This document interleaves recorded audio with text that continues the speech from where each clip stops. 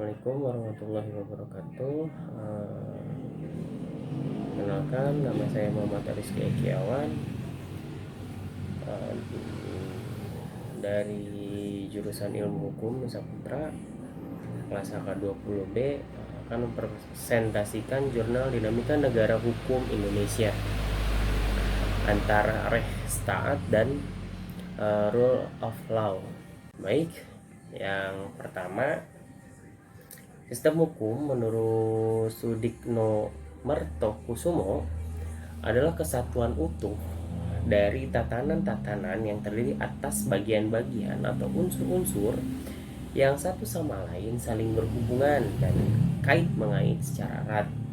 Dengan demikian, untuk mencapai tujuan hukum dalam satu kesatuan diperlukan kesatuan sinergi antara unsur-unsur yang terkandung di dalam sistem hukum, seperti peraturan, peradilan, pelaksanaan hukum, dan partisipasi warga masyarakat.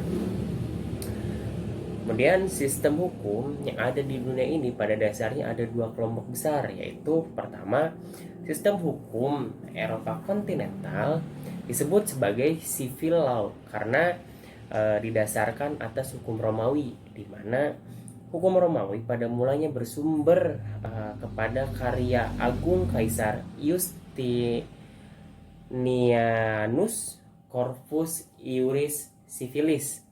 Sistem ini dianut di negara Eropa daratan seperti Jerman dan Belanda, juga daerah Asia seperti Thailand dan Indonesia. Sistem hukum ini mengutamakan hukum tertulis, yaitu peraturan perundang-undangan, sehingga sistem hukum ini disebut juga dengan sistem hukum kodifikasi. Kemudian yang kedua, ada sistem hukum Anglo-Saxon, disebut dengan sistem common law, karena sistem hukum ini dikembangkan di negara Inggris karena didasarkan atas hukum asli rakyat Inggris. Dari Inggris menyebar ke negara Amerika Serikat dan Kanada misalnya. Sumber utama hukumnya adalah putusan hakim atau pengadilan atau jurisprudensi. Putusan hakim mewujudkan kepastian hukum. Melalui putusan hakim ini, prinsip dan kaidah hukum dibentuk dan mengikat. Rechtsstaat adalah konsep negara hukum yang berlaku di Eropa kontinental. Unsur-unsur Rechtsstaat menurut Seheltema adalah pertama, kepastian hukum, yang kedua, persamaan, yang ketiga, demokrasi, dan yang keempat adalah pemerintahan yang melayani umum. Adapun konsep rule of law adalah konsep negara hukum yang dianut oleh negara-negara Anglo-Saxon. Seperti konsep ini dipelopori oleh A.F. Deasy. Konsep tersebut menekankan tiga tolak ukur atau unsur utama, yakni pertama, supremasi hukum, yang kedua, persamaan di hadapan hukum, dan yang ketiga, konstitusi yang didasarkan atas hak asasi manusia. Kemudian konsep negara hukum Madinah. Hakikat negara hukum Madinah tertera dalam konstitusi Madinah sebagai cerminan negara hukum. Negara hukum diartikan sebagai negara yang ditindakkan pemerintah maupun rakyatnya didasarkan atas hukum untuk mencegah adanya tindakan sewenang-wenang dari pihak penguasa dan tindakan rakyat menurut kehendaknya sendiri. Sebutan lain untuk negara hukum yang berdasarkan kedaulatan hukum adalah rule of law. Kemudian ada tipe negara hukum. Tipe negara hukum merupakan tipe modern daripada negara-negara di dunia. Menurut pasal 1 ayat 3 Undang-Undang Dasar 1945, bahwa negara Indonesia adalah negara hukum. Segala kewenangan dan tindakan alat perlengkapan negara dan penguasa semata-mata berdasarkan hukum dan diatur oleh hukum.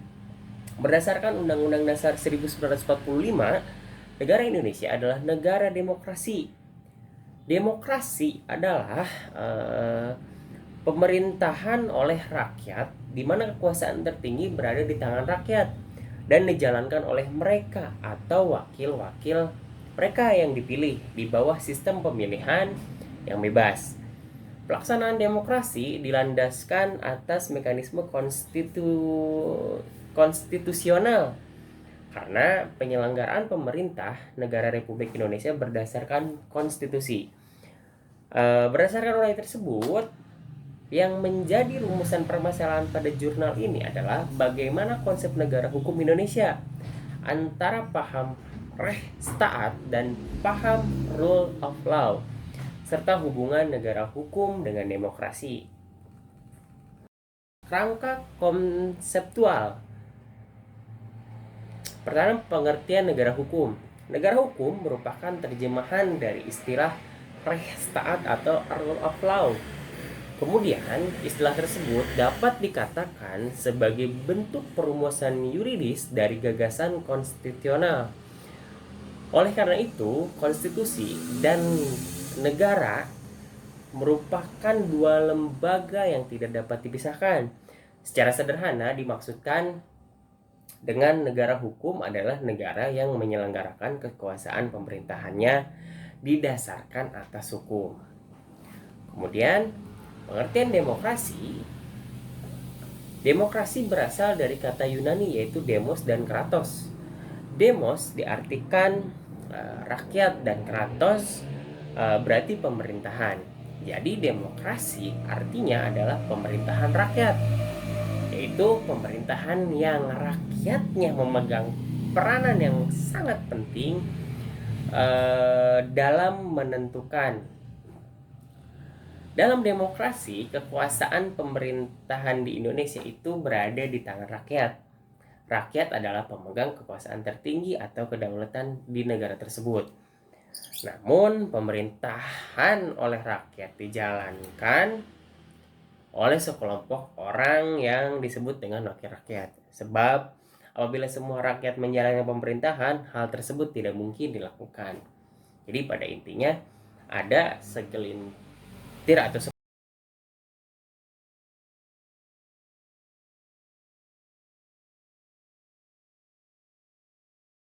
kemudian konsep negara hukum di Indonesia. Negara hukum memiliki pengertian bahwa negara memberikan perlindungan hukum bagi warga negara melalui pelembagaan peradilan yang bebas dan tidak memihak secara penjaminan hak asasi manusia. Secara garis besar, negara hukum adalah sebuah negara dengan gabungan konsep res taat dan the rule of law.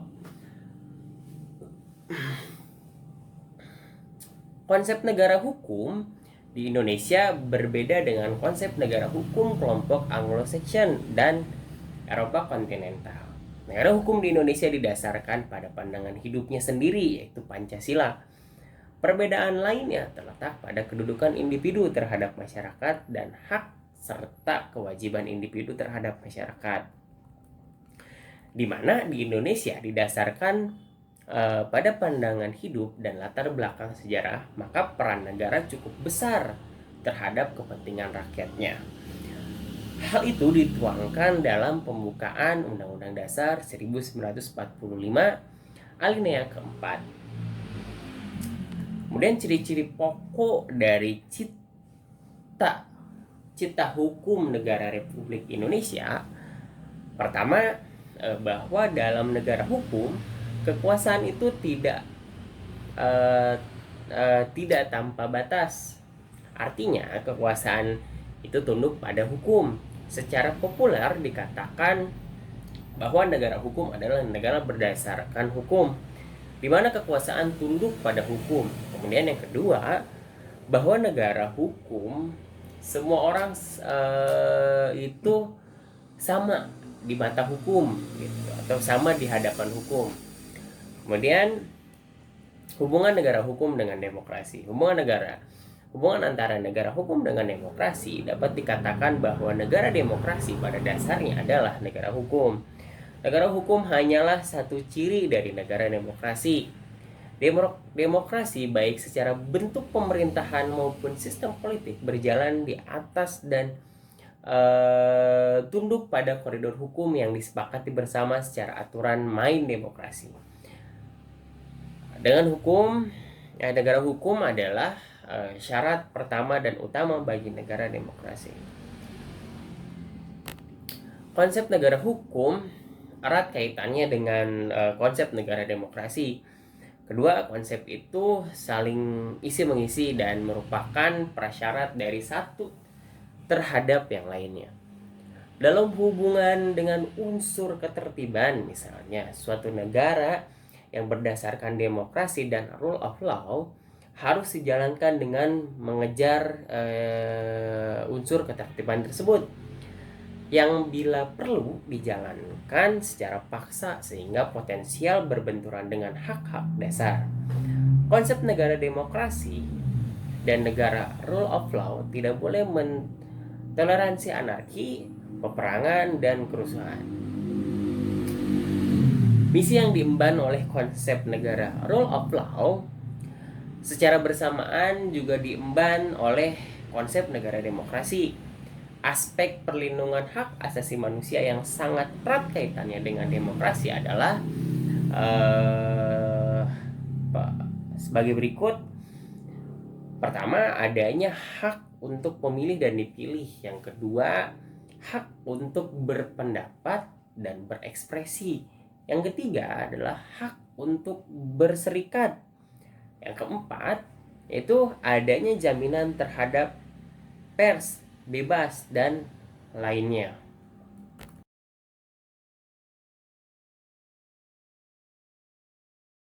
Jadi kesimpulannya, negara hukum Indonesia memodifikasi unsur-unsur negara hukum dalam konsep res taat maupun konsep rule of law sesuai dengan cita hukum negara Republik Indonesia yang berlandaskan Pancasila.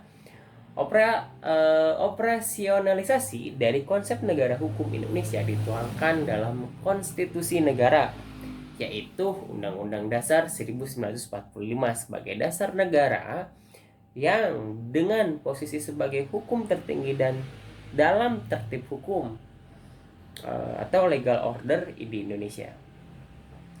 Negara hukum belum tentu telah menjadi negara demokrasi, namun negara demokrasi merupakan wujud dari adanya perilaku yang taat pada aturan. Negara hukum menjadi unsur pendukung tegaknya demokrasi. Tanpa aturan hukum, kebebasan dan kompetisi tidak terkendalikan. Dengan demokrasi tidak mungkin terwujud tanpa adanya hukum. Sekian dari saya. Mohon maaf bila banyak kesalahan. Assalamualaikum warahmatullahi wabarakatuh.